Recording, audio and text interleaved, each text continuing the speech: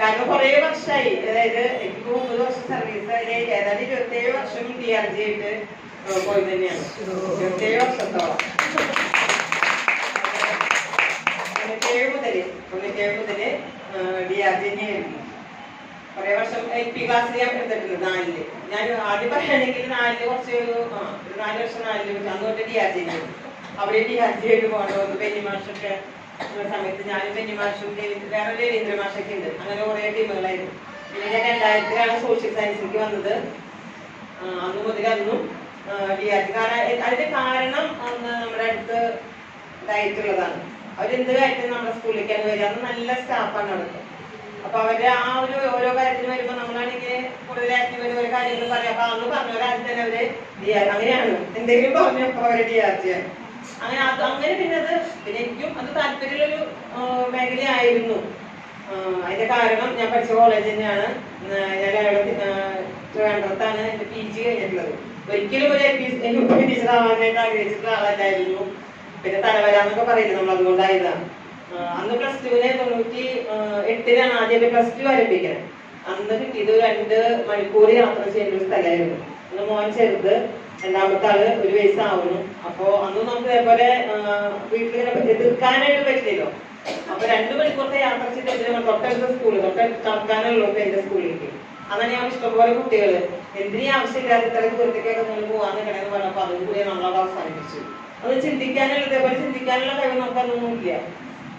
ഇപ്പൊ ശരിക്കും വിഷമം കാര്യം സ്കൂളിൽ കുട്ടികൾ കുറഞ്ഞപ്പോഴാണ് നമുക്കൊന്നും ചെയ്യാനില്ലാത്തൊരവസ്ഥ വരുന്നത്. അപ്പോഴാണ് ഞാൻ ആലോചിച്ചത് DRG ആയതുകൊണ്ട് ഒരു ഗുണം കിട്ടിയത്. ഇങ്ങനെ കുറേ ആൾക്കാര് ഇപ്പൊ നമ്മുടെ ഈസ്റ്റ് മാത്രമല്ല വെസ്റ്റും എന്താ പറയാ തൃശ്ശൂർ ജില്ലയിൽ തന്നെ കുറേ അധ്യാപകരായിട്ട് എനിക്ക് പരിചയം കിട്ടാനും ഇതുപോലെ എല്ലാവരുടെയും സ്നേഹം അതാണ് ഏറ്റവും കൂടുതൽ. ഇപ്പൊ നിങ്ങളൊക്കെ എപ്പോഴും നിങ്ങൾ മനസ്സിൽ ഓർക്കുന്നുണ്ടെന്ന് എനിക്ക് മനസ്സിലായി. അപ്പൊ ആ സ്നേഹം കിട്ടാനുള്ള കാരണം ഇതൊക്കെ തന്നെയാണ്. പിന്നെ DRG പോകുമ്പോൾ നമുക്ക് കുറെ അറിവുകൾ കിട്ടും. അതാണ് ഞാനത് തെരഞ്ഞെടുക്കാനുള്ള കാരണം. ഗ്രാജുവേറ്റ് കോഴ്സിൽ വന്നവർക്ക് ഇപ്പൊ മനസ്സിലായി കാണും. നമുക്ക് അവിടെ പോയി കഴിഞ്ഞാൽ ഷെയറിങ് വളരെയധികം ഇപ്പൊ കുറച്ച് കുറവാണ്. പണ്ടൊക്കെയാണെങ്കിൽ ഭയങ്കര ഷെയറിങ് ആണ് അവിടെ. ചർച്ചകൾ ഇങ്ങനെയൊന്നല്ല പോവാ. ഒരു ടോപ്പിക് ഇട്ട് ചിലപ്പോൾ ആ ടോപ്പിക്കോട് ചർച്ച ചെയ്ത് ഒരു ദിവസം ചിലപ്പോൾ ആ ടോപ്പിക്കോട് പോകും. അങ്ങനെ അത്രയും. അപ്പൊ നമുക്ക് അവിടെ നിന്ന് കുറേ അറിവുകൾ നമുക്ക് കിട്ടും. അപ്പൊ ഞാൻ നിങ്ങൾ ഓരോരുത്തരും പറയുന്നത് ഇനി എല്ലാവരും മാറി മാറി DRG-മാരായിട്ട് ആദ്യമാരായിട്ട് വരും. ഒരു പേടിക്കേണ്ട ഒരു കാര്യമില്ല.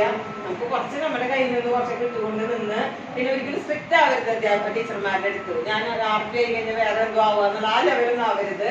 നമ്മുടെ ടീച്ചർ ഒരു അധ്യാപിക കുറച്ച് സമയം കൊണ്ട് ഇഷ്ടപ്പെട്ട അത്ര കാര്യം മാത്രമേ ഉള്ളൂ. ആ ഒരു മെന്റാലിറ്റി എല്ലാവരെയും ഒന്ന് കോർത്തിണക്കി കൊണ്ടുപോകാൻ മാത്രമാണ് നമ്മൾ ചെയ്യേണ്ട കാര്യം.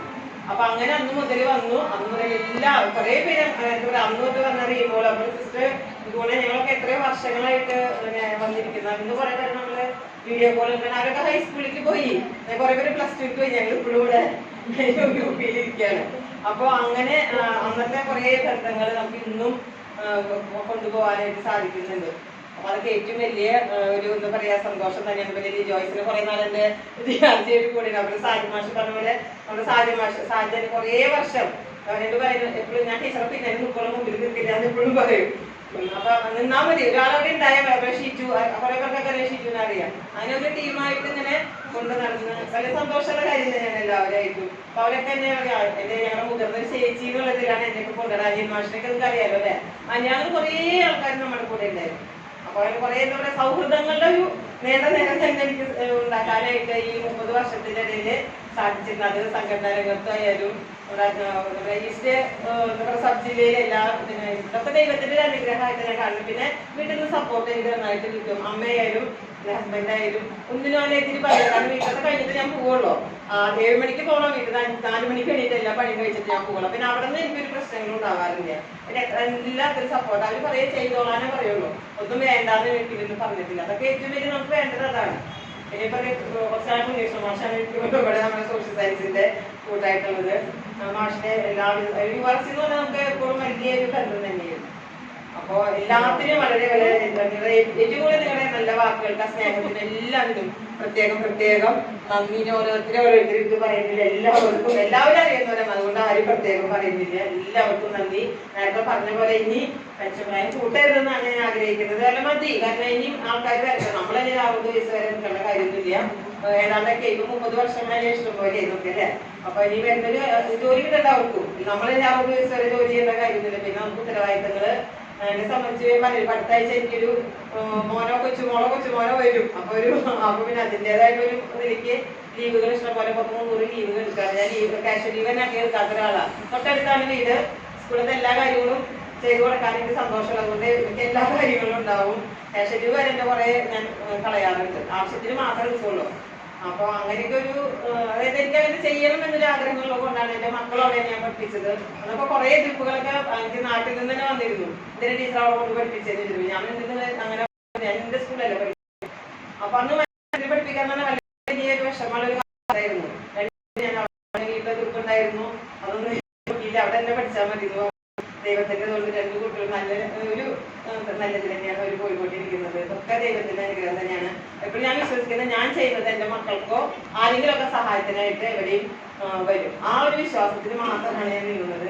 എല്ലാവരുടെ സ്നേഹത്തിനും ഇവിടെ തന്ന ഈ മൊമെന്റും ഞാൻ പ്രതീക്ഷിച്ചിട്ടില്ല. കഴിഞ്ഞ DRG ഞങ്ങൾ ഒരു ആദരവ് ഞങ്ങൾക്ക് അവിടെ നിന്നുണ്ടായിരുന്നു. കുറെ വർഷങ്ങളായിട്ട് അവിടെയും DRG കോഴ്സിന് പോകുന്ന കാരണം അവിടെയും ഉണ്ടായിരുന്നു.